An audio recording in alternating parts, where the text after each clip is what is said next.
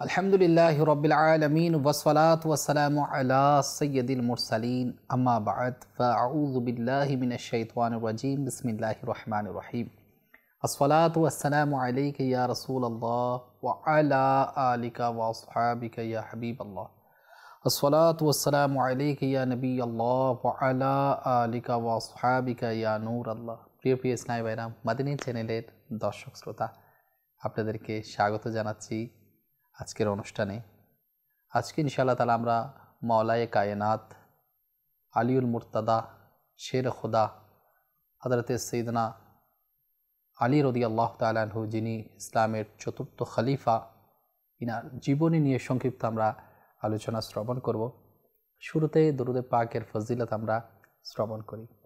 আল্লাহ তাআলার প্যারা মাহবুব সাল্লাল্লাহু তাআলা আলাইহি ওয়াসাল্লামের উপর দুরূদ শরীফ পাঠ করার অসংখ্য ফজিলত এবং বারাকাত কিতাবের মধ্যে বর্ণিত রয়েছে। এর মধ্য থেকে একটা ফজিলত আপনাদেরকে অবশ্যই শোনাবো। সেটা হচ্ছে, একবার কিছু কাফির এর নিকট এক ভিক্ষুক ভিক্ষা চাওয়ার জন্য গেল। তো এই কাফিররা ইশারা দিল যে তুমি গিয়ে ইসলামের চতুর্থ খলিফা আলী রাদিয়াল্লাহু তাআলা আনহুর কাছে যাও। অর্থাৎ মাওলা আলী এক পাশে ছিলেন, তো বলছে তোমরা মাওলা আলীর কাছে যাও। তো ভিক্ষুক এসে মাওলায়ে কায়নাত আলী রাদিয়াল্লাহু তাআলা আনহুর কাছে আসলেন, আর আলী রাদিয়াল্লাহু তাআলা আনহু বললেন তোমার হাতটা দাও। তো হাতের মধ্যে তিনি 10 বার দরুদ শরীফ পাঠ করে ফু মারলেন আর বললেন তুমি মুষ্টি বন্ধ করে নাও, যারা তোমাকে পাঠিয়েছে তাদের নিকট যাও এবং হাত খুলে দিবে। এদিকে কাফিররা হাসাহাসি করতে শুরু করলো, ঠাট্টা করতে শুরু করলো। শুধুমাত্র খালি হাতে ফু দিলে কি আর হয়। যখন ওই ভিক্ষুক কাফিরদের নিকট গিয়ে হাতটা খুলে দিল, তখন সেখানে দিরহাম দেখা গেল। তাহলে সেটা কিভাবে সম্ভব? এরা তো আশ্চর্য হয়ে গেল। বলা হচ্ছে আল্লাহ সুবহানাহু ওয়া তাআলার প্যারা মাহবুব হুজুর পুরনূর আখির নবী মুহাম্মদ আরবি সাল্লাল্লাহু তাআলা আলাইহি ওয়াসাল্লামের উপর দরুদ শরীফ পাঠ করার বরকতে আল্লাহ সুবহানাহু ওয়া তাআলা আলী রাদিয়াল্লাহু তাআলা আনহুর জবানে তাসির দিয়েছেন যে দরুদ শরীফের বরকতে আল্লাহ তাআলা দিরহাম দান করেছেন। এই জ্বলন্ত কারামত দেখে কিছু অমুসলিম কাফির সাথে সাথে মুসলমান হয়ে গেল। আমাদের উচিত আমরাও যাতে আল্লাহ তাআলার প্যারা মাহবুব হুজুর পাক সাল্লাল্লাহু তাআলা আলাইহি ওয়াসাল্লামের উপর অধিক পরিমাণে যাতে আমরা দরুদ শরীফ পাঠ করি। দরুদ শরীফের অনেক বারাকাত এবং ফজিলত আখিরাতে পাবো, আমরা মাদিনী চ্যানেলের মাধ্যমে শুনতে পাই। আর মাওলায়ে কায়নাত আলী রাদিয়াল্লাহু তাআলা আনহু এর জ্বলন্ত কারামত যিনি দুনিয়াতে পেয়েছেন, অর্থাৎ ভিক্ষুককে যে ভিক্ষা দিল, দরুদ শরীফ পাঠ করে ফু দিল, এর মধ্যে দিরহাম চলে আসলো। কত সৌভাগ্যবান যারা নবী পাক সাল্লাল্লাহু আলাইহি ওয়াসাল্লামের উপর দরুদ শরীফ পাঠ করে। আল্লাহ পাক আমাদেরকেও দরুদ শরীফ পাঠ করার তৌফিক দান করুন। সাল্লু আলাল হাবিব সাল্লাল্লাহু তাআলা আলা মুহাম্মদ সাল্লাল্লাহু আলাইহি ওয়াসাল্লাম। প্রিয় ইসলামী ভাইরা, মাদিনী চ্যানেলের দর্শক শ্রোতা, আজ 21শে রমাদানুল মুবারক। আর এই রমাদানুল মুবারকের এই দিনটির সাথে, এই 21 রমজানের সাথে ইসলামের চতুর্থ খলিফা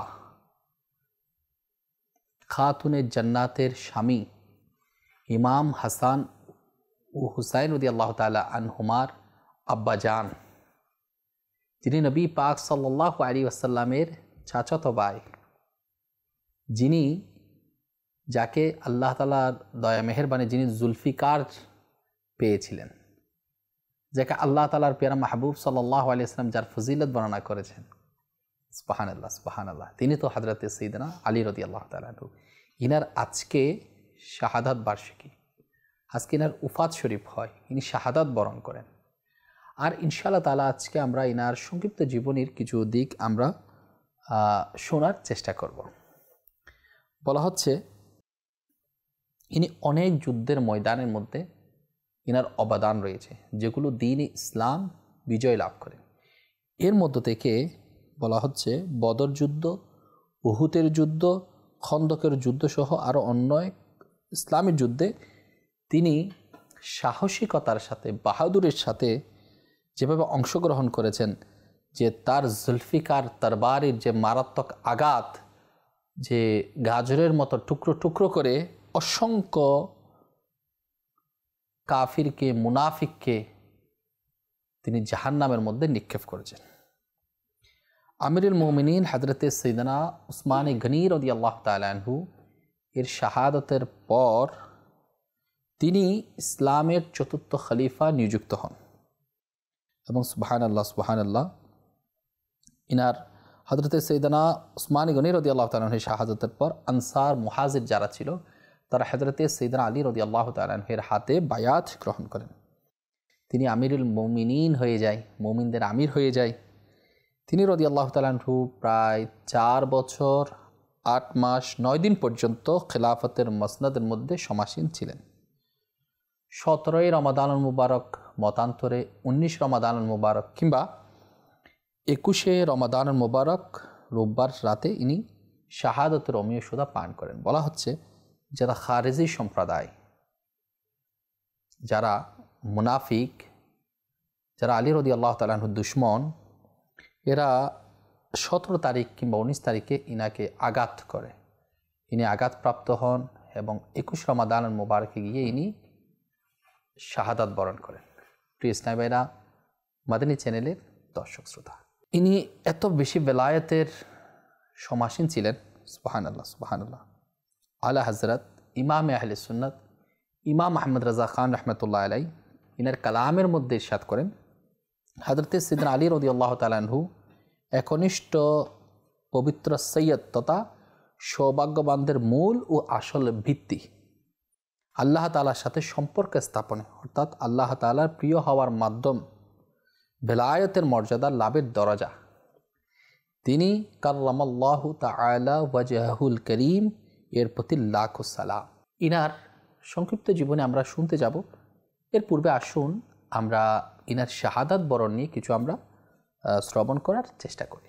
ইনি তো বীর বাহাদুর ছিলেন এবং নবী করিম রউফুর রহিম সাল্লাল্লাহু আলাইহি ওয়াসাল্লামের বংশ পরম্পরা হযরত আলী রাদিয়াল্লাহু তাআলা আনহু এবং খাতুনে জান্নাত মা ফাতিমা রাদিয়াল্লাহু তাআলা আনহার মাধ্যমে পৃথিবীর বুকে ছড়িয়েছেন। সুবহানাল্লাহ। এবং ইনাদেরকে আল্লাহ রাসূল সাল্লাল্লাহু আলাইহি ওয়াসাল্লাম নিজের পরিবার পরিজনের মধ্যে অন্তর্ভুক্ত করেছেন এবং নবী পাক সাল্লাল্লাহু আলাইহি ওয়াসাল্লামের আহাল অর্থাৎ বংশধর ইনাদের মাধ্যমে বিস্তৃত হয়েছে। বলা হচ্ছে 3 জন খারেজি, 3 জন দুশমন অর্থাৎ আব্দুর রহমান ইবনে মুলজাম, বারাক ইবনে আবদুল্লাহ, আমর ইবনে বুহাইর মক্কা শরীফে একত্রিত হয়ে পরস্পর এই সিদ্ধান্ত করল যে আমরা 3 জন ব্যক্তি হযরতে আলী ইবনে আবু তালিব অর্থাৎ আলী রাদিয়াল্লাহু তাআলা আনহু, এরপর মুয়াবিয়া ইবনে আবু সুফিয়ান এবং আমর ইবনে আসকে হত্যা করব। সিদ্ধান্ত নিল। 3 জন দুশমন, সাহাবা ইকরাম আলাইহিম রিদওয়ানের দুশমন, 3 জন আল্লাহ রাসূল সাল্লাল্লাহু আলাইহি ওয়াসাল্লামের কাছের সাহাবীকে হত্যা করার জন্য, শহীদ করার জন্য তারা সিদ্ধান্ত নিয়ে নিল। এই 3 জন দুর্ভাগা ওই শহরগুলোতে যাত্রা করল যেখানে তাদের হত্যার জন্য নির্ধারিত ব্যক্তিবর্গ ছিল। তারা পরিকল্পনা করল। তাদের মধ্যে সর্বপ্রথম ইবনে মুলজাম কুফায় পৌঁছে কিছু মুনাফিকদের সাথে সম্পর্ক করে, যারা রাফি সম্প্রদায়, এদের সাথে সম্পর্ক করে তাদেরকে নিজের ইচ্ছার কথা বলে 17 রমাদানুল মুবারক 40 হিজরি রাতে হযরত আলী রাদিয়াল্লাহু তাআলা আনহু শহীদ করে। অর্থাৎ 17 তারিখে আঘাত করে কিংবা 19 তারিখে রায়বায়তে আসছে এবং 21 রমাদানুল মুবারক তিনি শাহাদাতুর রুমিয়া সুদা পান করেন। ইমাম সুদি বলেন, ইবনে মুলজাম একজন খারেজি মহিলার প্রেমে আসক্ত হয়। অর্থাৎ ওই মুনাফিক একটি মহিলার প্রেমে আসক্ত হয় যার নাম কুতামা। সে তাকে 3000 দিরহাম একজন করে দাস দাসী এবং আলী রাদিয়াল্লাহু তাআলা আনহুর হত্যাকে মোহর হিসেবে ধার্য করল। নাউজুবিল্লাহ। এই ঘটনাকে ইঙ্গিত করে একজন কবি এভাবেই ব্যক্ত করেন আমি কোনো দানশীলকে এত মোহর দিতে দেখিনি যেভাবে কাতামের মোহর নির্ধারণ করা হয়েছে। 3000 দিরহাম, এক গোলাম, এক বান্দি ও হযরত আলী রাদিয়াল্লাহু তাআলা আনহুর হত্যা, তার হত্যার মতো মোহর কখনোই হবে না। এবং ইবনুল মুলজাম যে হত্যা করেছে তার চেয়ে বড় হত্যা আর নেই। যিনি আলী রাদিয়াল্লাহু তাআলা আনহু, যিনি বাহাদুর ছিল। একটা জিনিস লক্ষণীয়, হযরত আলী রাদিয়াল্লাহু তাআলা আনহু তো সবাইকে পরাস্ত করত, যুদ্ধের ময়দানে বীরত্বের যে প্রকাশ ঘটিয়েছেন, তাহলে ইনাকে কিভাবে শহীদ করলো? এই ক্ষমতাটা কোথায়? আসুন আমরা শ্রবণ করি।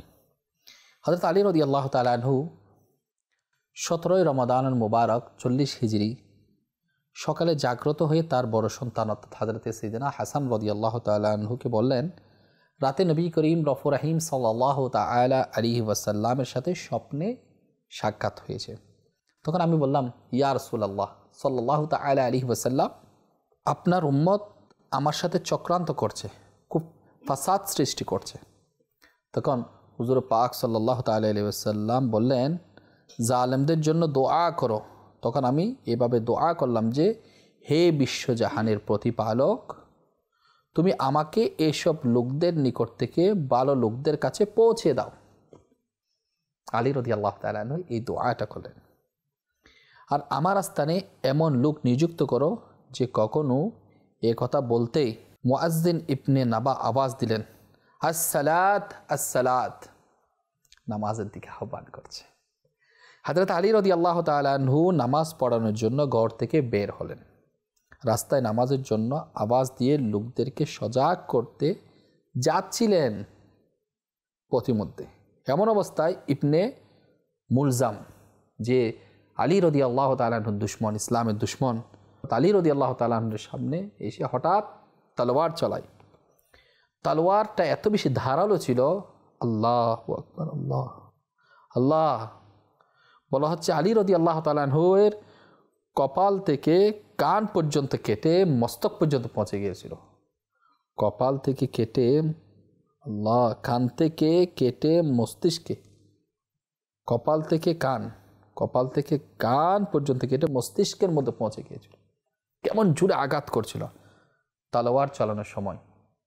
তিনি রাদিয়াল্লাহু তাআলা আনহু বললেন, কাবার রবের শপথ, আমি সফল কাম।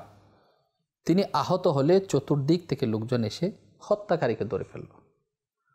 তো কিতাবের মধ্যে আসছে আলী রাদিয়াল্লাহু তাআলা আনহু যে এত বেশি আঘাতপ্রাপ্ত হলেন যে শনিবার পর্যন্ত তিনি জীবিত ছিলেন। কিন্তু রবিবার রাতে তার রূহ মুবারক আল্লাহ সুবহানাহু ওয়া তাআলার রাহে, আল্লাহ সুবহানাহু ওয়া তাআলার সন্তুষ্টির মধ্যে তিনি ইন্তেকাল করেন। অর্থাৎ এটাও রয়েছে 17-19 রমাদানুল মুবারক তিনি আঘাতপ্রাপ্ত হন এবং 40 হিজরির 21 রমাদানুল মুবারক তিনি রবিবার রজনীতে রাতে পৃথিবী থেকে বিদায় লাভ করেন।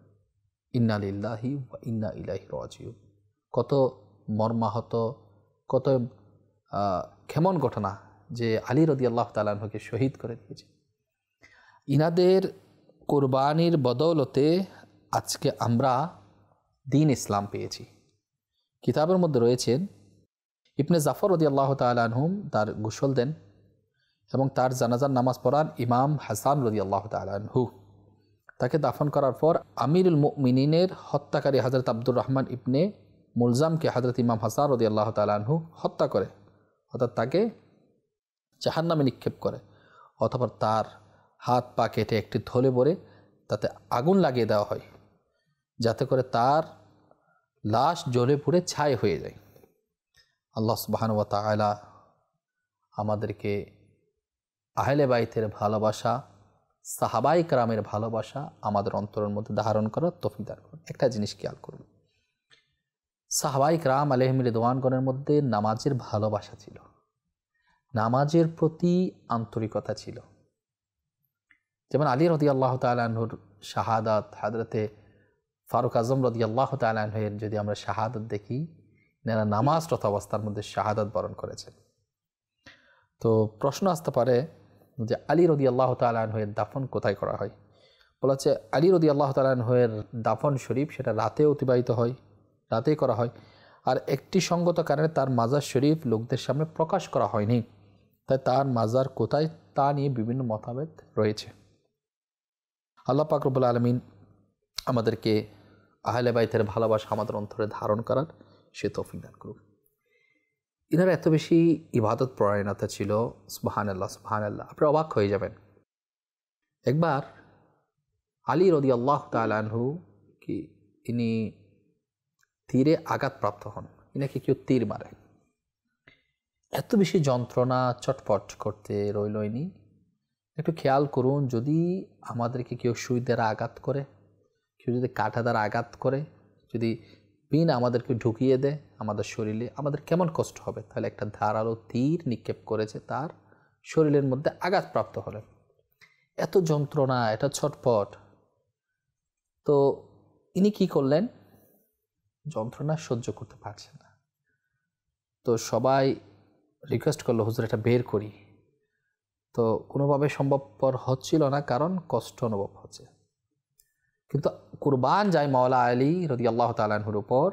যখন তিনি নামাজে দণ্ডায়মান হলো, তখন অন্যান্য সাথী যারা ছিল সাহাবায়ে কেরাম খেয়াল করলো, যিনি তো নামাজে দাঁড়িয়ে গিয়েছে, এখন আমরা তীরটা কোলে নেওয়ার চেষ্টা করি। কিতাবের মধ্যে আসছে ইনি নামাজরত অবস্থায়, নামাজের হালত রয়েছে, আল্লাহ সুবহানাহু ওয়া তাআলার প্রেম, ভালোবাসা, আন্তরিকতা, একাগ্রতা, আল্লাহ সুবহানাহু ওয়া তাআলার প্রেমে এমন বিভোর রয়েছে, নামাজের মধ্যে রয়েছে, যে অন্যান্য যারা ছিল ইনারা তীরটা বের করেছে। আলী রাদিয়াল্লাহু তাআলা আনহুর একটু সামান্য পরিমাণ নামাজের মধ্যে বিঘ্নতা হলো না, নামাজের মধ্যে খেয়াল অন্যদিকে গেল না, কিন্তু কষ্টই অনুভব হলো না। যখন নামাজ থেকে নামাজ শেষ করলেন, সমাপ্ত করলেন, তো দেখতে পেলেন তীরটা খুলে নিয়েছে। একটা জিনিস খেয়াল করুন, মানুষকে যখন অপারেশন করা হয় তখন কিন্তু তাকে অবশ করা হয়, তাকে ইনজেকশন পুশ করা হয়, ইনজেকশন দেওয়া হয়, যার কারণে তার শরীর অবশ হয়ে যায়। যে কাটাছিড়া করা হচ্ছে কিন্তু সেটা বোঝাই যায় না, সে কষ্ট অনুভব করতে পারে না। তাহলে ইনজেকশন অবশ করে। আর আলী রাদিয়াল্লাহু তাআলা আনহুর অপারেশন হচ্ছে নামাজের মধ্যে, নামাজের মধ্যে রত আছে, আর সাহাবায়ে কেরাম এটা বের করছে। এটা কেমন মোহাব্বত, এটা কেমন! কারণ আল্লাহ সুবহানাহু ওয়া তাআলার প্যারা মাহবুব আলাইহিস সালাতু ওয়াস সালাম বলেছেন যে নামাজ আমার চোখের শীতলতা, আর নামাজ মুমিনের মিরাজ।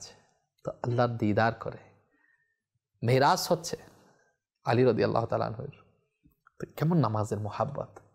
আর শুধুমাত্র নামাজের মোহাব্বত তাই না, আলী রাদিয়াল্লাহু তাআলা আনহুর নবী প্রেম ভালোবাসা এত বেশি ছিল যে একবার হযরতে সাইয়্যিদনা আলী রাদিয়াল্লাহু তাআলা আনহু এর রানের মধ্যে, অর্থাৎ কোলের মধ্যে আমাদের দয়ালু নবী মা আমেনার বাগানের সুবাসিত ফুল হুজুরে পুর নূর সাল্লাল্লাহু তাআলা আলাইহি ওয়াসাল্লাম আরাম করছিলেন। আসরের সময় ছিল। তা আলী রাদিয়াল্লাহু তাআলা আনহু নবী পাক সাল্লাল্লাহু আলাইহি ওয়াসাল্লামকে কেমন তাজিম করতে হয়, কেমন ভালোবাসতে হয়, সে শিক্ষা আমাদেরকে দিয়েছেন। এটাই নবীর প্রেম যদি আমরা লাভ করতে চাই, শিক্ষা পেতে চাই, সাহাবায়ে কেরাম আলাইহিম রিদওয়ানগণের আদর্শ, তাদের জীবন চরিত্র আমাদেরকে অনুধাবন করতে হবে, স্টাডি করতে হবে, তাহলে ইনশাল্লাহ আমাদের জানাটা সম্ভবপর হবে। একটু খেয়াল করুন যে আলী রাদিয়াল্লাহু তাআলা আনহু নামাজের মধ্যে এত কষ্ট অবস্থার মধ্যে ইনার তীরটা বের করলো, তিনি একটু খেয়ালও করতে পারলো না কিভাবে বের হয়ে গেল সহজে। কষ্টটা ঠিকই হয়েছে, কিন্তু তিনি আল্লাহ তাআলার প্রেমের মধ্যে, আল্লাহ সুবহানাহু ওয়া তাআলার মিরাজ করছে নামাজের মধ্যে। নামাজের মোহাব্বত এমন ছিল যে তিনি খেয়ালই করতে পারলেন না কিভাবে সেটা খুলে নিল। তাহলে নামাজের গুরুত্বটা কেমন ছিল এনার প্রতি। সে আলী রাদিয়াল্লাহু তাআলা আনহু এর কোল মোবারকে নবী করিম রউফুর রহিম সাল্লাল্লাহু তাআলা আলাইহি ওয়াসাল্লাম আরাম করছেন। দৃশ্যটা কেমন! সুবহানাল্লাহ সুবহানাল্লাহ। এখন আসরের সময়ের একটা নির্দিষ্ট সময় আছে যে মাগরিবের ওয়াক্ত চলে আসবে। সুবহানাল্লাহ। কুরবান যায় তাদের ইশকে রাসূলের প্রতি। কেমন ছিল মাওলা আলী মুশকিল কুশা রাদিয়াল্লাহু তাআলা আনহুর ইশকে রাসূল! একদিকে নামাজ, আরেকদিকে নবীর প্রেম। নামাজ আল্লাহর হাবিব আলাইহিস সালাতু ওয়াস সালামের মাধ্যমে পেয়েছি। সুবহানাল্লাহ। আল্লাহ তাআলার নিয়ামতের মধ্যে একটা নিয়ামত হচ্ছে এটা যে আল্লাহর হাবিব সাল্লাল্লাহু আলাইহি সাল্লামকে তার উম্মতের জন্য নামাজ তোফা দিয়েছেন। আমরা নামাজ পেয়েছি আল্লাহর হাবিব আলাইহিস সালাতু ওয়াস সালামের উসিলায়। তাহলে একদিকে ফরজ নামাজ, অন্যদিকে নবীর মুহাব্বত, ইজ্জত, তাজিম। কুরবান যে আলী রাদিয়াল্লাহু তাআলা কি করলো, যে যদি নবী সাল্লাল্লাহু আলাইহি ওয়াসাল্লামকে ডাকতে যায় তাহলে হুজুর সাল্লাল্লাহু আলাইহি ওয়াসাল্লামের ঘুমের ডিস্টার্ব হবে। আরেকদিকে নামাজ করবেটা কি, নামাজও পড়া যেমন ফরজ রয়েছে, নবীর তাজিমও ফরজ রয়েছে। এখন তিনি কোনটাকে প্রাধান্য দিলেন? তিনি নবী করিম রফুর রাহিম সাল্লাল্লাহু আলাইহি ওয়াসাল্লামের ভালোবাসা, নবী সাল্লাল্লাহু আলাইহি ওয়াসাল্লামের তাজিম করা, হুজুর পাক সাল্লাল্লাহু আলাইহি ওয়াসাল্লামের আরব মুবারককে তিনি প্রাধান্য দিয়েছেন। এমন সময় আস্তে আস্তে আস্তে সময় অতিবাহিত হতে লাগলো। একটা সময় গিয়ে সূর্য অস্তমিত গেল, সময় শেষ। আলী রাদিয়াল্লাহু তাআলা আনহুর মুহাব্বত, ভালোবাসা নামাজের প্রতি ছিল, এদিকে নবীর প্রেম। নবী ছাড়া তো কোনো সাহারা নাই। নবীর মুহাব্বতের মধ্যে সব কিছু পাওয়া যায়। তাদের ঈমান আকীদা এমন ছিল। নামাজের মুহাব্বত আলী রাদিয়াল্লাহু তাআলা আনহুর চোখের পানি চলে আসলো, চোখের পানির ফোঁটা হুজুর সাল্লাল্লাহু আলাইহি ওয়াসাল্লামের শরীর মুবারকে পড়ল। নবী করিম রফুর রহিম সাল্লাল্লাহু আলাইহি ওয়াসাল্লাম জাগ্রত হলেন। হুজুর সাল্লাল্লাহু আলাইহি ওয়াসাল্লাম বললেন, ইয়া রাসূলুল্লাহ সাল্লাল্লাহু আলাইহি ওয়াসাল্লাম, আমাকে বেয়াদবি মাফ করবেন, আপনার ঘুম ভেঙে গেল। তো আল্লাহ রাসূল সাল্লাল্লাহু আলাইহি ওয়াসাল্লাম বললেন, হে আলী, তুমি কান্না কেন করছো? তুমি কাঁদছো কেন? বলে, ইয়া রাসূলুল্লাহ সাল্লাল্লাহু আলাইহি ওয়াসাল্লাম, আমি নামাজের মোহাব্বতে কান্না করছি। যে নামাজ, নবী করিম রফুর রাহিম সাল্লাল্লাহু আলাইহি ওয়াসাল্লাম কি জানতেন না? অবশ্যই জানতেন। বললেন, হে আলী, নামাজকে আদায় করবে না কাজা করবে? আরে নবীর মোহাব্বতে, নবীর সোহবতের মধ্যে তো নামাজ কাজা হতে পারে না। ইয়া রাসূলুল্লাহ সাল্লাল্লাহু আলাইহি ওয়াসাল্লাম, নামাজ আদায় করব। আল্লাহর হাবিব আলাইহিস সালাতু ওয়াস সালাম ডুবন্ত সূর্যকে ইশারা করলো। নবী করিম রফুর রাহিম সাল্লাল্লাহু আলাইহি ওয়াসাল্লামের ইশারাতে সূর্য আবার উদিত হয়ে গেল। আরে সূর্য পশ্চিম দিকে অস্তমিত যাওয়ার পর সেটা আবার কিভাবে উদিত হয়? সেটা হচ্ছে নবী করিম রফুর রাহিম সাল্লাল্লাহু আলাইহি ওয়াসাল্লামের মুজিজা। আর এটাও শিক্ষা আমরা পাই যে নবীর তাজিমটা কেমন করতে হবে। আচ্ছা, একটু খেয়াল করুন, সূর্য, চন্দ্র, নক্ষত্র কার জন্য অপেক্ষা করে না। তারা তাদের নির্দিষ্ট গতিপথ, তারা তাদের সিস্টেমে চলে, আল্লাহর হুকুমে যেটা ফাইসালা।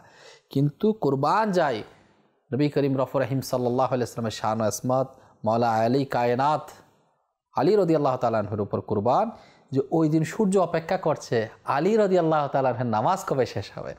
তো সূর্য উদিত হয়ে গেল, আলী রাদিয়াল্লাহু তাআলা আনহু নামাজ আদায় করলো, এরপর সূর্য আবার অস্তমিত গেল। সুবহানাল্লাহ, সুবহানাল্লাহ। আল্লাহ পাক রব্বুল আলামিনের কতই দয়া, আল্লাহ সুবহানাহু ওয়া তাআলার কতই মেহেরবানি যে আমরা আহলে বাইতকে ভালোবাসি। কেন ভালোবাসবো না? এদের ভালোবাসা সেটা ঈমানের দাবি। নবী করিম রফুর রহিম সাল্লাল্লাহু আলাইহি ওয়াসাল্লাম স্বয়ং আলী রাদিয়াল্লাহু তাআলা আনহুর শান, ইনার ব্যাপারে হাদিসে মুবারাকার মধ্যে অনেক কিছু ইরশাদ করেছেন, আমরা মাদানী চ্যানেলের মাধ্যমে শুনতেই পাই। তো ইনশাআল্লাহ আমরা আমাদের অন্তরের মধ্যে আহলে বাইতের ভালোবাসা রাখবো। এই মাদানী চ্যানেলের দর্শক শ্রোতা, নামাজের প্রতি যাতে আমাদের অবহেলা না হয়। প্রাপ্তবয়স্ক হওয়ার পর যাদেরকে আল্লাহ তাআলা নামাজ ফরজ করেছে, যা নামাজ যখন ফরজ হয়ে যাবে, আমরা যাতে আমাদের নামাজ আদায় করি যত সময়ে, সাথে সাথে আমাদের পরিবার পরিজন যারা রয়েছে তাদেরকে নামাজের ব্যাপারে তাগিদ দিই।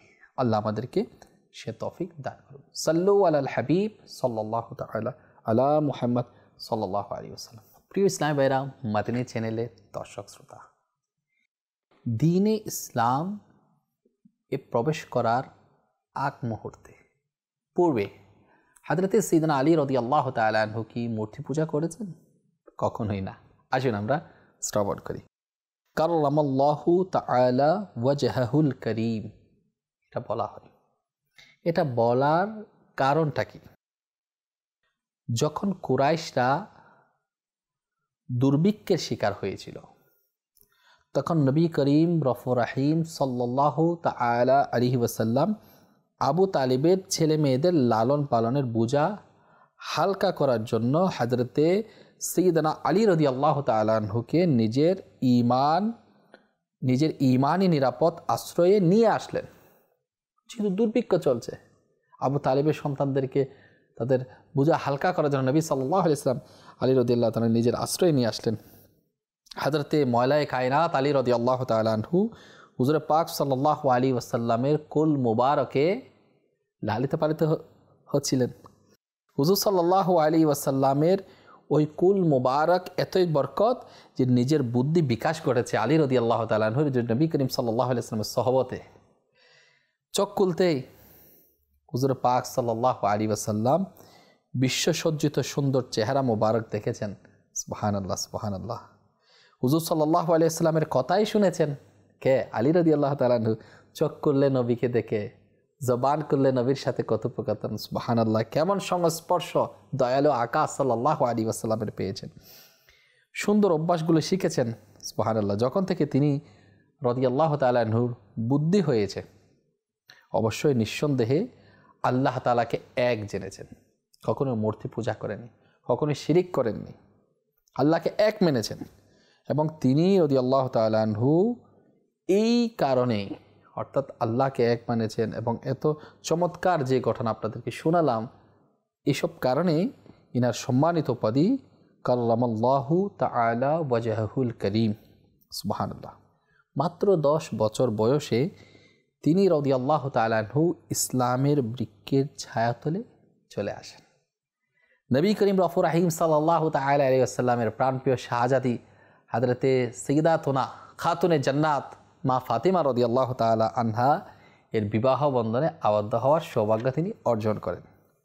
মাশাআল্লাহ। বড় শাহজাদা হযরতে সাইয়্যিদনা হাসান মুজতাবা রাদিয়াল্লাহু তাআলা আনহুর সাথে সম্পর্ক রেখে তিনি তার উপনাম আবুল হাসান এবং নবী করিম রফুর রাহিম সাল্লাল্লাহু আলাইহি ওয়াসাল্লাম তিনি হযরত আলী রাদিয়াল্লাহু তাআলা আনহুকে আবু তুরাব কুনিয়াত বা উপনাম প্রদান করেন।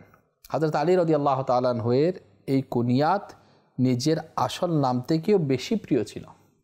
প্রিয় ইসলামী ভাইরা, মাদানী চ্যানেলের দর্শক শ্রোতা, যেখানে নবী করিম রফুর রাহিম সাল্লাল্লাহু আলাইহি ওয়াসাল্লাম বলেছেন যে আলী রাদিয়াল্লাহু তাআলা আনহুর ব্যাপারে, যে নবী আলাইহিস সালাম বলেন যে আমি জ্ঞানের শহর আর আলী রাদিয়াল্লাহু তাআলা আনহু ওই শহরের দরজা।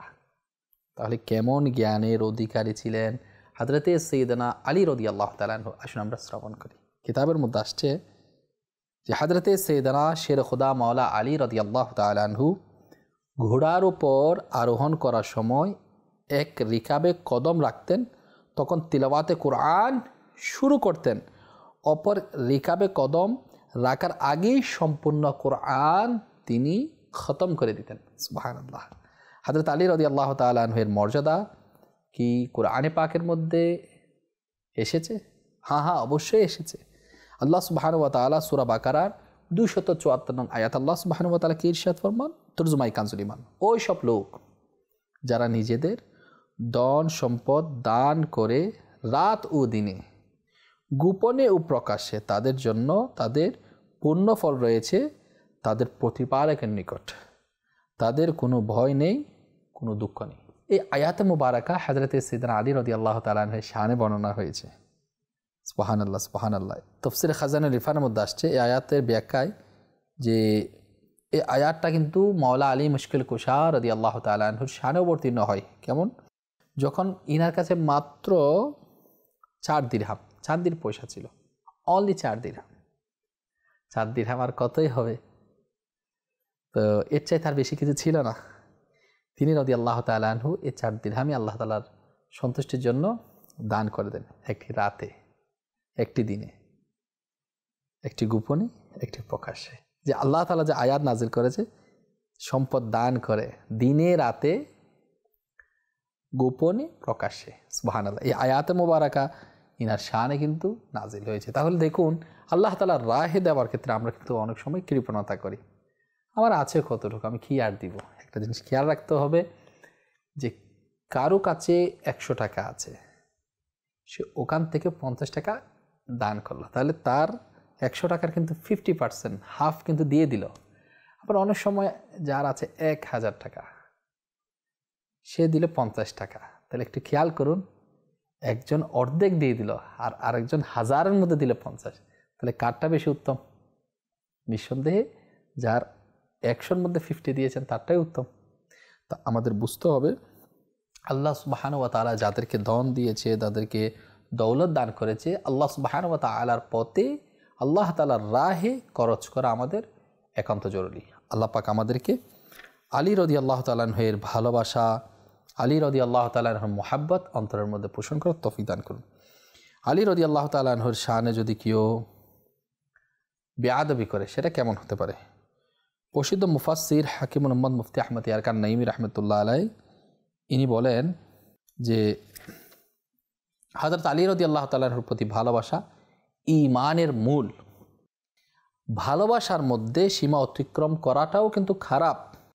মূলত আলী রাদিয়াল্লাহু তাআলা আনহুর প্রতি শত্রুতা হারাম, কখনো কখনো কুফরি। একটা জিনিস আমাদেরকে খেয়াল করতে হবে, নিঃসন্দেহে আহলে বাইতের মর্যাদা সেটা অতুলনীয়। কারণ নবী করিম রফুর রহিম সাল্লাল্লাহু তাআলা আলাইহি ওয়াসাল্লামের বংশধরিনারা, নবী করিম রফুর রহিম সাল্লাল্লাহু আলাইহি ওয়াসাল্লামের সাথে সম্পর্ক রাখার কারণে নবী আলাইহিস সালাতু ওয়াস সালামের পরিবারবর্গ অবশ্যই দামি, সেটার সাথে কিসের তুলনায় তো হয় না। তবে হ্যাঁ, যারা সাহাবায়ে কেরাম আলাইহিম রিদওয়ানগণ রয়েছে তারাও কিন্তু দামি, তারা আল্লাহ রাসূল সাল্লাল্লাহু আলাইহি ওয়াসাল্লামের সাহাবী। সঙ্গ যখন নবী লাভ করেছে আলাইহিস সালাতু ওয়াস সালামের, তখন কেউ সাহাবায়ে কেরাম হয়েছে, আর নবীর বংশে যারা তশরিফ নিয়ে এসেছেন সুবহানাল্লাহ, তারা কিন্তু নবীর পরিবার, নবীর আহলে বাইত সৈয়দ জাদা হয়েছেন। আল্লাহ পাক আমাদের বোঝার তৌফিক দান করুন। তো অবশ্যই ইজ্জত করতে হবে, সম্মান করতে হবে, আর বেয়াদবি প্রদর্শন করা যাবে না, সীমা লঙ্ঘন করা যাবে না। যেমনটা হযরতে সাইয়্যিদানা ঈসা রূহুল্লাহ আলা নবীনা ওয়া আলাইহিস সালাতু ওয়াস সালামের ব্যাপারে হয়েছে। মুসনাদে ইমাম আহমদ বিন হাম্বল প্রথম খণ্ডের 336 পৃষ্ঠা 1376 হাদিস মুবারাকা, যে হযরতে সাইয়্যিদানা মাওলা আলী মুশকিল কুশা কাল্লামাল্লাহু তাআলা ওয়াজহুল করিম ইনি বলেন, নবী করিম রফুর রহিম সাল্লাল্লাহু আলাইহি ওয়াসাল্লাম আমাকে সম্বোধন করে ইরশাদ করেন, তোমাদের মধ্যে হযরতে ঈসা আলাইহিস সালাতু ওয়াস সালামের উদাহরণ রয়েছে, যার সাথে ইহুদিরা শত্রুতা রাখত, এমনকি তার সম্মানিত মায়ের উপর অপবাদ লাগিয়েছে। খ্রিস্টানরা ভালোবাসত, তবে তারা এমন মর্যাদায় পৌঁছে দিল যা তার মর্যাদা ছিল না। সেটা কিন্তু বাস্তব। যারা ইহুদি ছিল তারা কিন্তু ঈসা আলাইহিস সালাতু ওয়াস সালামের সাথে বেয়াদবি করেছে, আর যারা ঈসাই ছিল, খ্রিস্টান ছিল, তারা কিন্তু এত বেশি মহব্বত করেছেন যেটা হযরত ঈসা আলাইহিস সালাতু ওয়াস সালামের শান নয়, এর চাইতে বেশি পৌঁছিয়ে দিয়েছিল, অর্থাৎ এত বেশি বাড়িয়ে বলছিল। অতঃপর শের খুদা আলী রাদিয়াল্লাহু তাআলা আনহু ইরশাদ করলেন, আমার ব্যাপারে দু ধরনের লোক ধ্বংস হয়ে যাবে। নাম্বার 1, আমাকে ওই মর্যাদায় বাড়াবে যা আমার মধ্যে বিদ্যমান নেই, আর শত্রুতা পোষণকারী, শত্রুতা তাদেরকে এটার উপর বাড়াবাড়ি করবে যে আমার উপর অপবাদ লাগাবে। তাহলে যারা আলী রাদিয়াল্লাহু তাআলা আনহুর সাথে শত্রুতা পোষণ করবে তারাও কিন্তু ধ্বংস হয়ে যাবে। আর কারা ধ্বংস হবে? ওরাও যারা আলী রাদিয়াল্লাহু তাআলা আনহুর শান আসমত যেটা রয়েছে, এটা মর্যাদার দিক দিয়ে সেটা বেশি বাড়িয়ে ফেলবে, অতিরিক্ত করে ফেলবে, যেটা তার মধ্যে অর্থাৎ আলী রাদিয়াল্লাহু তাআলার মধ্যে বিদ্যমান থাকবে না, সেটা যদি বেশি বলে ফেলে সেই ক্ষেত্রে তারা সীমা লঙ্ঘনকারীদের মধ্যে অন্তর্ভুক্ত হয়ে যাবে। যাওকে নাতের মধ্যে আসছে, অর্থাৎ হযরতে আলী রাদিয়াল্লাহু তাআলা আনহুর ভালোবাসায় এত সীমা অতিক্রম করো না যে হযরতে আবু বকর সিদ্দিক, হযরতে ওমর ফারুক রাদিয়াল্লাহু তাআলা আনহুমা এর উপর মর্যাদা দিতে শুরু করে। এরকম ভুল করে মণিমুক্তার মতো পরিষ্কার পরিচ্ছন্ন আকীদা তথা বিশ্বাসকে ছেড়ে ঝুঁকিপূর্ণ আকীদা অবলম্বন করো না। সুবহানাল্লাহ। হযরতে সাইয়্যিদনা আব্দুল্লাহ ইবনে মাসউদ রাদিয়াল্লাহু তাআলা আনহু থেকে বর্ণিত, নবী করিম রফুর রহিম সাল্লাল্লাহু আলাইহি ওয়াসাল্লাম এর মহান বাণী হচ্ছে, যেটা মুসনাদুল ফিরদৌস প্রথম খণ্ড 43 পৃষ্ঠা 105 হাদিস মুবারাকা, আমি জ্ঞানের শহর।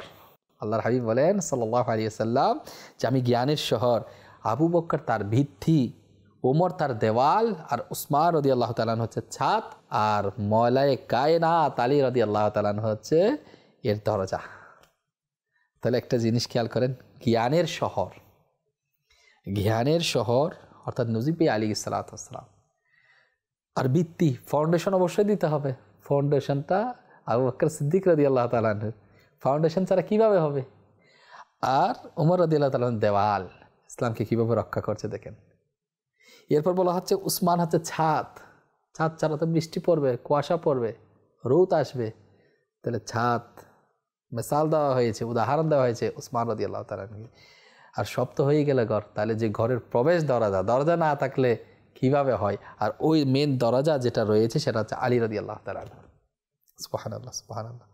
আল্লাহ রাসূল সাল্লাল্লাহু আলাইহি ওয়াসাল্লামের মুহাব্বত, ভালোবাসা আল্লাহ পাক আমাদেরকে দান করুন। প্রিয় ইসলামী ভাইরা, মদিনী চ্যানেলের দর্শক শ্রোতা, আলী রাদিয়াল্লাহু তাআলা যুদ্ধের ময়দানে কেমন বড় বীরত্ব ছিল সে সম্পর্কে কিছু আলোকপাত না করে অনুষ্ঠান শেষ করবো তা তো হয় না।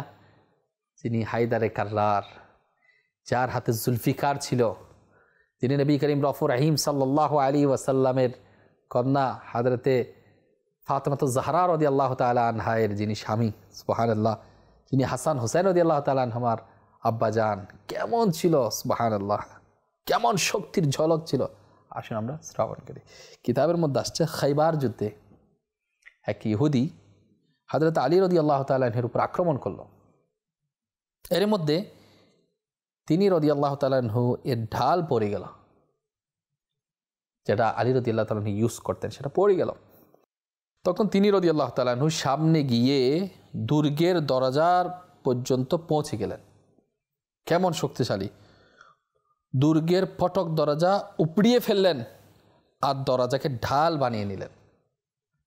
দেখেন, ডাল পড়ে গেছে, তাহলে দুর্গের সামনে গিয়ে পুরা ওইখান থেকে নিজের যে দরজা সেটাকে ডাল বানিয়ে ফেললেন।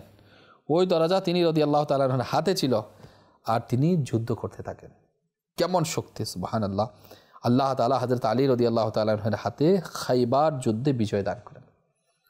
ওই দরজা যেটা আলী রাদিয়াল্লাহু তাআলা উপড়িয়ে ফেললেন, এটা কেমন ভারী ছিল, কেমন শক্তিধর ছিল। বলা হচ্ছে যুদ্ধের পর 40 জন মানুষ একত্রিত হয়ে উঠাতে চাইল, কিন্তু তারা কেউ এই দরজাটা উঠাতে পারল না। আল্লাহ তাআলা আমাদেরকে মওলায়ে কায়নাত আলী রাদিয়াল্লাহু তাআলা আনহুর মুহাব্বত, ভালোবাসা অন্তরে পোষণ করার সে তৌফিক দান করুন। প্রিয় ইসলামী ভাইরা, মদিনী চ্যানেলের দর্শক শ্রোতা, কিছু বাণী আলী রাদিয়াল্লাহু তাআলা আনহু এর না বললে কেমনে হয়। আসুন আমরা কয়েকটা বাণী অনুষ্ঠান শেষ করার পূর্বে শ্রবণ করার চেষ্টা করি, যাতে আলী রাদিয়াল্লাহু তাআলা আনহুর বাণী নসিহতের উপর আমরা আমল করার সৌভাগ্য অর্জন করতে পারি। আমি তোমাদের মধ্যে দুটি জিনিসের জন্য অনেক বেশি ভয়ে থাকি। চাহিদার অনুসরণ একটা, নাম্বার 2 হচ্ছে দীর্ঘ আশা। তাহলে চাহিদার অনুসরণ করা এটা যেমন ভালো নয়, দীর্ঘ আশা করাটাও ভালো নয়। এনার আরেকটা বাণী আমরা শ্রবণ করি। যে ব্যক্তি এই ধারণা রাখে যে নেক আমল করা ব্যতীত জান্নাতে প্রবেশ করবে, তবে সে মিথ্যা আশার শিকার।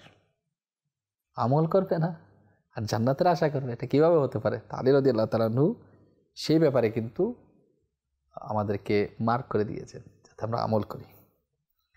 এবার আলী রাদিয়াল্লাহু তাআলা আনহুর অনেক বাণীর মধ্যে এটাও রয়েছে যে ব্যয় করো, লোক দেখানো, শো অফ করো না, এবং নিজেকে এর জন্য উচ্চ করানো যে তোমাকে চেনা যায় আর তোমার নাম হয়, বরং পেছনে থাকো আর নীরবতা অবলম্বন করো, নিরাপদে থাকবে। যাই খরচ করি, ব্যয় করবো ঠিক, কিন্তু লৌকিকতা যাতে আমাদের না আসে। মানুষের উচ্চতা 22 বছর আর জ্ঞান 28 বছর পর্যন্ত বৃদ্ধি পায়। এরপর মৃত্যু পর্যন্ত অভিজ্ঞতা অব্যাহত থাকে। গুনাহের ব্যাপারে তিনি ইরশাদ ফরমান, গুনাহের ভয়াবহতায় ইবাদতে অলসতা ও রিজিকের স্বল্পতা আসে। হে মদিনী চ্যানেলের দর্শক শ্রোতা, আমি আপনাদেরকে বলবো, আমার নিজের জন্য নসিহত, যে অনেক সময় আমাদের রিজিকের মধ্যে স্বল্পতা এবং ইবাদতে অলসতা কেন আসে, সেটা হচ্ছে গুনাহের ভয়াবহতায়। গুনাহ যখন বেড়ে যায়, পাপাচার যখন বেড়ে যায়, ইবাদতের মধ্যে অলসতা এবং রিজিকের মধ্যে স্বল্পতা চলে আসে। তো চেষ্টা করব আমরা আল্লাহ পাকের নাফরমানিমূলক কাজ যাতে আমরা না করি। আলী রাদিয়াল্লাহু তাআলা আনহুর আর কিছু বাণীর মধ্যে এটা আসছে, যে কষ্টের পর জান্নাত অর্জিত হয় তা কষ্ট নয়, আর যে প্রশান্তির পরিমাণ দোজক হয় তা প্রশান্তির নয়। বাস্তবে অনেক সময় গুনাহকে মানুষ প্রশান্তির কারণ মনে করে, প্রশান্তি মনে করে, কিন্তু এ তো প্রশান্তি নয়, সেটা তো দোজকে নিয়ে যাবে। আর ইবাদত করাটা, জনকল্যাণমূলক কাজ করাটা, আল্লাহ তাআলার রাহে আল্লাহকে সন্তুষ্ট করার জন্য যে কাজ করা হয়, যদি একটু কষ্ট মনে হয়, কিন্তু এটা বাস্তবে কষ্ট নয়, সেটা জান্নাতে যাওয়ার জন্য একটা সুন্দর রাস্তা। সুবহানাল্লাহ। এনার আরও কিছু বাণী রয়েছে, যে নিজের মতকে যথেষ্ট মনেকারী বিপদে রয়েছে। অনেক সময় নিজে যেটা মত দিয়ে দেয় সেটাই যথেষ্ট মনে করে।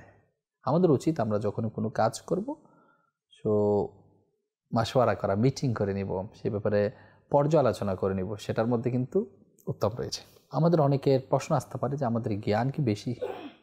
হ্যাঁ, আরেকটা বিষয় আপনাদেরকে জেনে আমি শেষের দিকে যাচ্ছি। তো আলী রাদিয়াল্লাহু তাআলা বলেন, যখন কোনো ব্যক্তির জ্ঞান পরিপূর্ণ হয়ে যায় তখন তার কথাবার্তা কমে যায়। তাহলে জ্ঞানী ব্যক্তি কিন্তু কথা কম বলে, আর যারা জ্ঞানী নয় তারা কিন্তু কি করে? কথা বেশি বলে, বাচাল প্রকৃতির। তো নিজেকে বাচাল না বানিয়ে নেকির দাওয়াত দিই। আচ্ছা, আমি যে এখানে কথা বলছি, আমি তো কথা বলছি, অনেক কথাই বললাম, তাহলে এই কথা বলাটা কিন্তু সওয়াবের কাজ। কারণ এখানে আল্লাহ রাসূল সাল্লাল্লাহু আলাইহি ইসলামের একজন সাহাবা, ইসলামের চতুর্থ খলিফার আলোচনা আমি করছি। সো আমাদের খেয়াল করতে হবে, আমরা যারাই শুনতে পাচ্ছি, যখন কথা বলবো উত্তম কথা বলবো, যে কথার দ্বারা কোনো ফায়দা নেই সেটা থেকে নিজেকে বিরত রাখবো। আল্লাহ সুবহানাহু ওয়া তাআলা মাওলায়ে কায়নাত আলী রাদিয়াল্লাহু তাআলা আনহুর শান ও আসমাত আমাদের বোঝার, ইজ্জত সম্মান করার এবং ইনাদের ফয়জান আমাদেরকে আল্লাহ পাক নসিব করুন। আজ এই পর্যন্তই। ইনশাআল্লাহ তাআলা মাদানী চ্যানেলের অন্য অনুষ্ঠানে আপনাদের সাথে দেখা হবে। ভালো থাকুন, সুস্থ থাকুন, মাদানী চ্যানেল দেখতে থাকুন। সাল্লু আলাল হাবিব সাল্লাল্লাহু তাআলা আলা মুহাম্মদ সাল্লাল্লাহু আলাইহি ওয়াসাল্লাম।